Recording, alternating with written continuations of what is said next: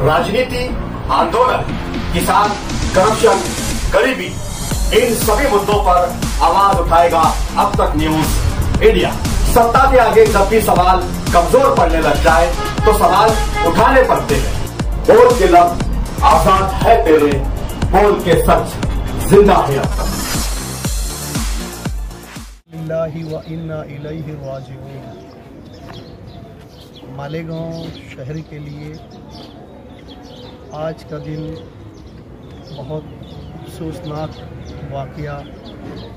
शहर जब जागा तो पता चला कि आज फिर हेवी गाड़ियों की वजह से 3 जिंदगियां चले गई और बाकी बहुत सीरियस है। बहुत अफसोस का मकाम है कि जो 2 बच्चियां जिनका आज इंतकाल हुआ है, आज वो मुस्तकबिल की तैयारी कर रही थी। उसमें से एक जो बच्ची ख़ास तौर से हमारे मेमन समाज की, मेमन यूसुफ मूसानी गिट्टी वाले, उनकी लड़की 20-22 साल की लड़की जो डॉक्टरियत पढ़ रही थी और आज इतने ज़बरदस्त ख़तरनाक एक्सीडेंट से उनका इंतकाल हो गया। पूरे मालेगांव शहर में एक गम और गुस्से का माहौल है और ख़ास तौर पर हमारा मेमन समाज बहुत गमज़दा है कि हमारी समाज की एक नन्ही फूल इस दुनिया से इतने ज़बरदस्त एक्सीडेंट से चली गई। हमारा मालेगांव से, प्रशासन से, कारपोरेशन से, ट्रैफिक पुलिस से हमारी इल्तिजा है, गुजारिश है कि बराए करम वो इस तरफ ध्यान दे। यके बाद दीगरे ये इस किस्म के हादसे कहीं 1 कहीं 2 इस तरह से हो रहे हैं। चलते फिरते बच्चे, घर के फूल जो है वो इंतकाल करते हैं। हमारा मुतालबा है 100% मालेगांव के अंदर किसी भी तरह का जो ट्रक है उसका बैंड होना चाहिए, हमेशा के लिए पाबंदी लगना चाहिए। उसका नेमो बदल है, आपके जो भी माल है वो मालेगांव के बाहर हाईवे के ऊपर आप वेयर हाउस में खाली कर सकते हैं, छोटी गाड़ियों से आ सकता है। आज भी ये जो ट्रक आ रहा था वो मालेगांव के अंदर ही आ रहा था, मीनारा होटल के पास, हम लोगों ने मालूम है। बहुत अफसोस का मकाम है, आज बच्चे बड़े जो है सब इस हादसे का शिकार होते जा रहे हैं। तो हमारे मेमन समाज की तरफ से हम यही मुतालबा करते हैं कि ये जितनी भी गाड़ियां हैं इस पे फ़ौरन पाबंदी लगाई जाए और कारपोरेशन से गुजारिश है कमिश्नर साहब से कि इसका कुछ लाए अमल मुस्तकबिल का तय किया जाए कि अगर कोई भी गाड़ी इस तरह से पाई जाए तो कोई एक हेवी अच्छा खासा 10,000 के आसपास का फ़ाइन आप लगाए कि किसी की ज़िंदगी से बढ़कर किसी का कारोबार या धंधा या रोज़गार नहीं हो सकता है।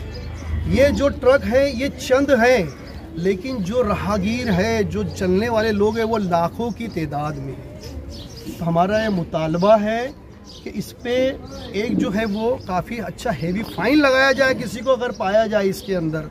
और जो ट्रक मालिकान की कोई प्रॉब्लम है कि उनको पार्किंग की अगर सुविधा नहीं है तो उनको भी करके दी जाए। इसके अंदर एक मुस्तकबिल लाए अमल तैयार किया जाए। अस्सलाम वालेकुम, इन्ना लिल्लाहि व इन्ना इलैहि राजिऊन। आज मालेगांव शहर के दरेगांव चढ़ान पे जो हादसा हुआ है वो बड़ा ही ख़तरनाक और बहुत ही गंभीर मामला है। इसी तरह मालेगांव से हट के बाहर एजुकेशन के लिए पहले तो मालेगांव शहर में कोई ऐसा कॉलेज या कोई डिग्री कॉलेज नहीं है कि जिसके अंदर हमारे बच्चे उनका मुस्तकबिल सुधार सके और बना सके। इसी मजबूरी के तहत बच्चे गांव से, शहर से बाहर 10 किलोमीटर आगे जाके पढ़ाई के लिए जाते हैं। अब उसके बाद भी ये हालात पैदा हो रहे हैं कि मालेगांव का डिपार्टमेंट, आरटीओ से लेकर कमिश्नर प्रांत सभी सोए हुए हैं।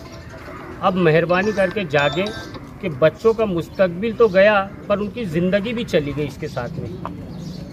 यही न्यूज़ वाले वहाँ पर भी थे जिन्होंने पूरा उसका बनाया है न्यूज़ और उसको डाल दिया है व्हाट्सएप पे पर हमारा बोलना यही है कि इसी तरीके से अगर न्यूज़ पे चलाते रहे और चलता रहा तो कुछ हासिल नहीं होने वाला है। मालेगांव शहर के अंदर हम लोग देख रहे हैं, बुनकरों से भी अपील करते हैं, तांबा कांटा एजुकेशन से भी अपील करते हैं कि बिना डीओ और बिना वेयर हाउस के डिलीवरी ना ले और रास्ते के ट्रालियां खड़ी करके रास्ते के ऊपर ट्राली से अनलोडिंग गाड़ियां ना करें।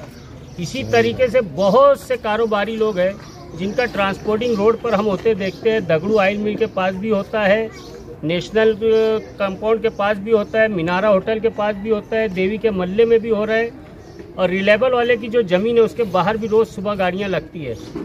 तो हम प्रांत कमिश्नर सभी से ये अपील करते हैं और मालेगांव के तमाम बुनकरों से और तांबा काटा एजुकेशन से ये अपील करते हैं कि बराए मेहरबानी ये चीज़ बंद करें और प्रांत ऑफिसर से लेकर कमिश्नर से ये गुजारिश करते हैं कि ये इसके ऊपर पूरा ऑब्जेक्शन उठाए, वरना हम लोग इसके आगे की कार्रवाई शुरू कर देंगे। हमारे ज़िम्मेदारान ने तफसीलात दी कि आज सुबह जो वाक़या हुआ, एक रिक्शा ड्राइवर समेत 2 कॉलेज की तालिबात इस हादसे में इंतकाल कर गई। एक नंदन नगर की, एक गुलाब पार्क की, जो हमारे यूसुफ मेमन साहब की साहबजादी थी। 22 साला नौजवान लड़की का ऐसा सदमा उस बाप ने लिया है कि इस वक्त वो फरहान हॉस्पिटल में ज़ेर इलाज है और बार बार वो यही एक अल्फाज कह रहे हैं कि मुझे मेरी बच्ची से बात करवा दो। अब कैसे बताया जाए कि उनकी बच्ची ने इस दुनिया को अलविदा कह दिया एक ऐसे हादसे में जिसकी कसूरवार हम प्रशासन को मानते हैं कि कोई सख्ती नहीं, कोई सिस्टम नहीं और ऐसे हादसात आज हुए हैं ऐसा भी नहीं। आए दिन अक्सर हम ऐसे हादसात को देखते हैं, सुनते हैं। हम बहुत जल्द हमारे मेमन समाज का एक वफ्द और जिस मोहल्ले में ये हादसा हुआ, मोहल्ले के लोग मिल कर के और नंदन नगर के लोग जहाँ पर दूसरी तालिबात का हादसा हुआ, हम सब लोग मिल कर के प्रशासन को निवेदन देंगे और हमारा डेलीगेशन हम मुंबई के हमारे जो प्रमुख है मेमन जमात के, हम उनसे भी कहेंगे कि आप वहाँ पर सीएम तक के बात करें कि ऐसा सिस्टम बनाया जाए कि ये हादसात बंद हो। ये कसूर किसका है ये हमें जानना होगा और ये बंद करना होगा। आज मेमन समाज का हुआ इसलिए हम आए, ऐसा नहीं है। किसी का भी हादसा हो, मालेगांव शहर के हर इंसान हमारा अपना है। किसी की भी जान जाती है, दिल दुखता है।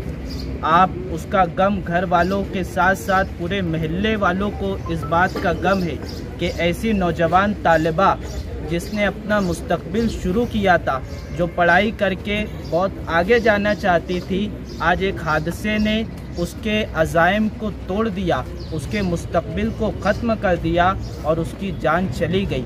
हम यहाँ पर अभी तसल्ली देने के लिए साबिक एमएलए आसिफ शेख रशीद साहब आए थे, हमने उनसे भी बात की।